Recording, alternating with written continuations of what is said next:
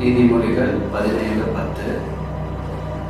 மூடனை 100 அடி அடிப்பதை பார்க்கிலும் புத்திமானை வாயினால் கண்டிப்பதை அதிகமாய் உரைக்கும்.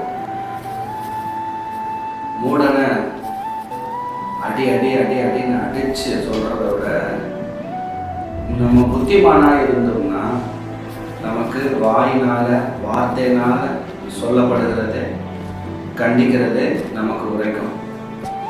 சொன்னதே திருப்பி திருப்பி சொல்லிகிட்டே இருக்கணுமா? நமக்கு அடிச்சு தான் சொல்லணுமா? இல்லை. நம்ம புத்திமானாக இருக்கும்போது ஒரு விஷயத்தை மாற்றிக்கணும், ஒரு விஷயத்தை சரி செய்யணும், ஒரு வேலையை செய்யணும் அப்படின்னு வாயினால் கண்டித்து சொல்லும்போதே நமக்கு உரைச்சிடணும். அப்படி நமக்கு உரைச்சிருச்சு அப்படின்னா நம்ம புத்திமானாக இருக்கிறோம்.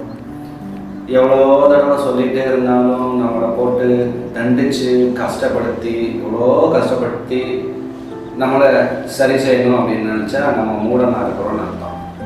வேத வசனத்தின்படி நம்ம புத்திமானாக இருக்கவே ஆண்டவர் விரும்புகிறார். நீதிமொழிகள் நமக்கு அதையே கற்றுத்தருகிறது. புத்திமானாக இருந்து அம்மா அப்பா சொல்கிற விஷயம், பெரியவங்க சொல்கிற காரியங்களை நம்ம கேட்டு நம்ம கண்டித்து நடந்துக்கிட்டோம்னா, சரி செஞ்சுட்டோம்னா அதுவே நமக்கு நன்மையாகவும் உத்தமமாகவும் இருக்கும். God bless you.